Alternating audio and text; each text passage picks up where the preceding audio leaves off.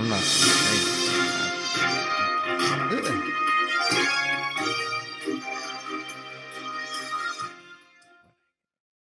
Welcome to another weekly edition of the Best Way to Smoke News, sponsored by none other than Glue God. Stop smoking, spit, people. And this news is being presented to you by none other than Surfo Jr. Big J. And New Mexico regulators revoke licenses at 2 cannabis farms. Estancia, New Mexico. The Cannabis Control Division has revoked 2 more cannabis licenses. This time, 2 farms in Torrance County allegedly had too many plants, pests, and other violations. Each farm faces $1 million in fines after receiving formal hearings to assess the allegations. The CCD says compliance officers found multiple alarming violations at Bliss Farm near Estancia. The regulator cited the farm for 17 violations and says there's evidence that some of the farm's plants may have been sold illicitly without proper documentation. Regulators say the farm was growing thousands more plants than their license had permitted. So far, since recreational cannabis legalization in New Mexico, the state has revoked 6 cannabis licenses, including the 2 mentioned in this story. The state has also levied over 2.3 million in fines to address illegal cannabis activity, the CCD says. Mm. I mean, shit, it seemed like they was having it by the plentifulness. Man. Leave them Man. alone, man. On the real. Moving on. Can I be fired for smoking weed in my off hours? What new California cannabis law says. Some cannabis users in California will be protected from discrimination in the workplace starting the new year.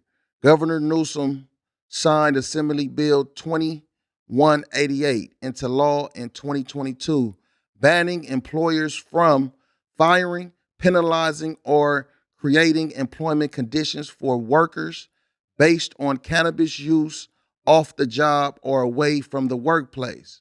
Off the job or away from the workplace. That's on your break or something. Mm-hmm.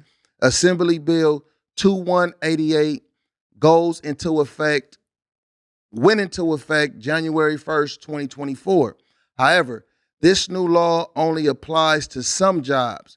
Specifically, it does not apply to those that work in the building and construction industry and positions that require federal background checks. So it's limits to it.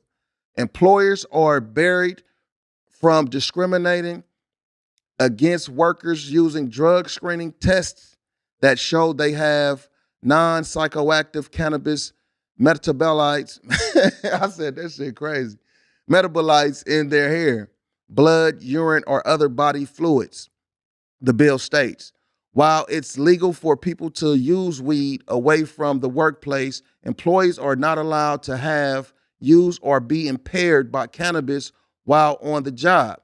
According to the bill, employers still have the right to maintain a drug and alcohol free workplace as specified in Section 11362.45 of the Health and Safety Code, or any rights or obligations of any employer specified by federal law and regulations. So, you know, even though this law is in effect, companies still have the right to have their own provisions and stuff like that to, about cannabis and about alcohol and shit too. I ain't got no beef with that. Yeah, me neither. This new year, January 1st, marked 10 years of legal recreational cannabis or marijuana sales in Colorado. Monday not only brought in the new year, it also marked the anniversary of the first legal sale of recreational marijuana in Colorado State. Colorado voters passed Amendment 64 in November 2020 in 2012. However, the first sale came 2 years shit. It came 2 years in 2014. That's just what it's how it's wrote. Uh-huh. Since then, the state of Colorado has seen more than 15 billion in legal marijuana sales in licensed businesses. This has generated more than $2.5 billion in tax revenue for Colorado state government and millions of dollars for the local governments as well. Manson Tevert, a spokesman with the Colorado Leads, a leading cannabis industry organization in Colorado, says cannabis can be an intoxicating substance like alcohol. He said it can be problematic depending on the rate that people use the substance. This can lead to people abusing the substance and getting addicted to marijuana. Nah, that shit just tripped me out because it's like, I don't know. It seems like the more you use, the sleepier you may get, the Yeah, hungrier you may yeah. get, and in some cases, you know what I'm saying, the funnier shit may get. Man, I don't man. know how people get that like confused. Right, That's the right. shit that just fucked me up right here. Like, come on, Colorado. Man, I ain't gonna even say Colorado. Masson T-Vert. man, get that shit together. New Oklahoma law introduces secret shoppers to regulate medical marijuana industry.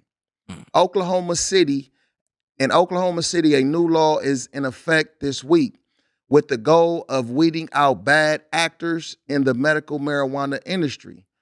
One of the sponsors of HB 3971, Representative Josh West, said while he thinks lawmakers could be ruining bills on marijuana regulations for the next 30 years, this new law is specifically aimed at keeping Oklahomans safer based on what cannabis products they consume.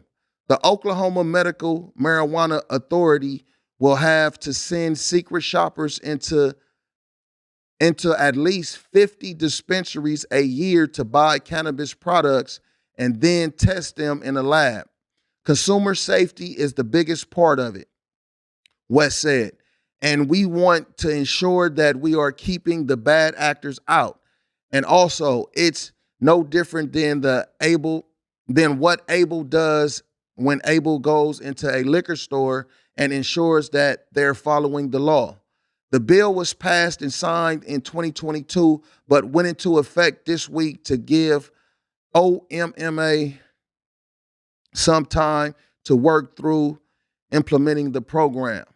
Oklahoma Medical Marijuana Authority. That's what that is. Mm-hmm. Hey, I mean, I think it's cool. To be yeah. honest with you, you know what I'm saying? To the Oklahomians and even back over here to the Californians. Yep. All the shops that's here, like we stated before, like some shows back, like, man, have team meetings. If Yep. you have a team meeting about, you know what I'm saying, how the day is gonna go, the week, month, however, you know what I'm saying, the products that you may have, all that old good stuff. It makes the experience for the consumer that much better. Yep. And if you got little sneaky motherfuckers like this trying to come in and see like what we about, you know what I'm saying, they can just come in and just catch it authentically. Yep. And it's a good way to make sure that a lot of these dispensaries is practicing the right shit as far as having good, Mhm. healthy cannabis in their shops. That's right. Yep. Rescheduling and the next states to legalize. 7 predictions for 2024. With the cannabis industry eagerly awaiting the U.S. Drug Enforcement Administration latest move in the rescheduling process, the new year promises the biggest development in U.S. marijuana policy in 50 years. If the rescheduling odyssey launched by the Biden administration in October of 2022 stays on track, as expected, marijuana will be moved to Schedule 3 of the Controlled Substance Act sometime in 2024. However, these initial plans triggered constitutional challenges. States are now reevaluating how to guarantee disadvantaged groups a role in the legal industry. It's clear more needs to be done to make good on that great expectation as social equity programs across the country fend off legal challenges from would-be entrepreneurs would say they're unlawfully excluded from the opportunity. Look for lawmakers in Ohio who ended 2023 without promised changes to the voter approved adult use legalization measure to propose a lawsuit proof equity plan that other states could follow if one could be found at all. So pretty much it seems like, I guess if it comes to the Schedule 3, like one good thing now that I'm guessing I'm seeing, like big investors can come in and like, I guess, invest into your cannabis To company. your business, yo. Yeah, that's a good move. That's your weekly news with Serpo Jr. Hey, Jay. Baby, baby.